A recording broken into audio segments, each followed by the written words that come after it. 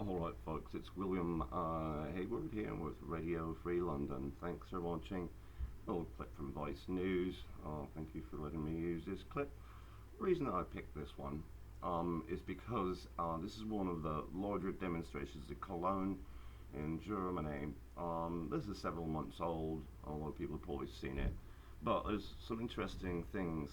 I really am not editing this at all, so I'm just kind of got a few notes here about it. One of the things I noticed is that whenever you've got a large group of white people, not just Germans, protesting something, you've always got a certain number of them that have shaved heads, and it says right there, right-wing extremist, right-wing extremists. Right, that's a key right there. This bloke here was threatened to be assassinated by a scurvy little fellow that'll show up later on, and I'll point him out. Now there's the skinheads. You can always tell the Nazis, but why is it that if there's a large group of white people protesting anything, unless they're like communists or something, they're always called extremists? But yet the original title of this, the Vice news video was called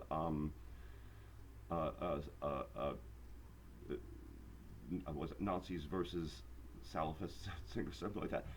But they call them right-wing extremists or Nazis, but they don't mention the fact that the Muslims that are protesting them Salafists are extremely strict Sharia law abiding extremists. But they won't call them extremists because they're not white with shaved heads, or they don't look like that guy or that guy.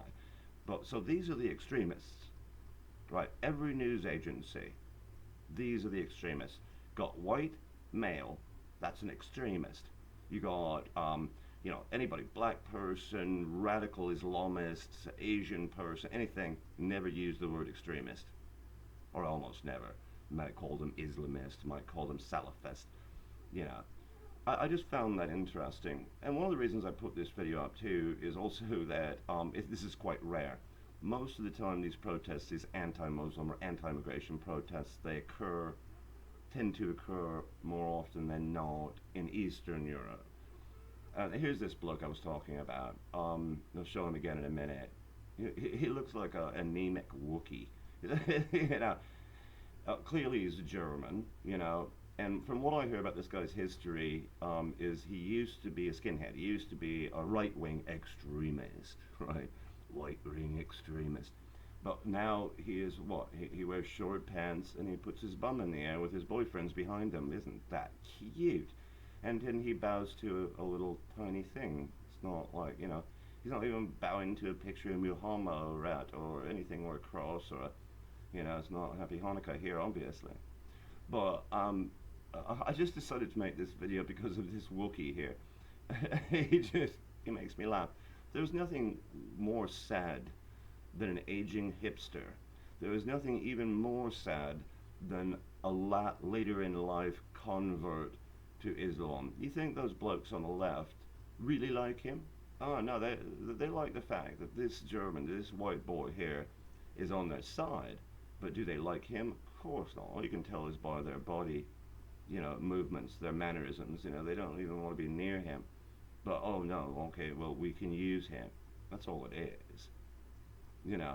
But like I said, you look at some of these fellows and they're like, there's a normal guy, he's just like, I think maybe that, well, I'm scared for my family, don't really want all of these immigrants, from Syria and from Afghanistan that coming into the country that are really unvetted. I mean, coming in by the hundreds of thousands. Now 1 million from Syria, Afghanistan, Pakistan, God knows where they're really from. Almost all of them fighting age males, like I said in my other video. So you get this large group, out there, protesting the Salafists, but always referred to as right-wing extremists, but not one word about the Muslims being extremists in any way. Or, you don't hear about Buddhist extremists. Well, I mean, you might find some little video about it on, about Myanmar, the country I briefly lived in, Burmese days. I ended up in Teklik, stuck there because the bastard stole my passport at the border. I was back in like 2002, and the Buddhists were not that nice to me there. So that's another a story for another time. But this is an interesting video, kind of as a backdrop to my commentary. I'm more or less interested in why that is. And then, you know, you've got these blokes here. I mean, is that, who is that guy? Is that Stalin on his shirt? Is it Stalin? God, it looked like Stalin. Oh, it must be the clouds in my eyes. Now, don't see any Swazis, but then again, they're illegal in Germany, and I think throughout most of Europe, because they're considered right-wing extreme. There are certainly some incidences of extremism on the right wing. We've got Andrew Breivik and his horrific acts against children of all things, the scumbag Andrew Breivik, but they are very, very rare compared to the almost weekly, if not daily, attacks by Muslim Muzrat extremists. So, you know, I ask you, please comment on the comment section as to what you think. You know, I block no one. I ban no one, no matter how, even if I get death threats, and I do. I don't, you know, you can do what you want on my channel. Radio Free London is an open forum. I'm not saying that I side with Nazis any more than I side with communists, like those guys wearing what looked like, you know, shirts with Stalin on them. Maybe it might have been some Muzrat extremist, you know, that was there. And then, you know, you got this guy. If you got tattoos on your neck, mate, you know, you're probably, you know, you're probably a skinhead. You're probably a Nazi. But when Pegida and that comes out, and there's, you know, 30,000 people in the streets, they're afraid. They're people that are concerned about the massive influx of unvetted immigrants. But they can't say anything because then you're racist, don't you, if you say something. You just say, listen, you know, I just want to make sure that these people are, you know, not going to blow me up or shoot my babies and whatnot. But, you know, it's that they get trumped by the Wookiees, you know, like that German guy who's claiming to be a Muslim almost for sure changed his name to Alawasibi Kalawaka Paka Wookie.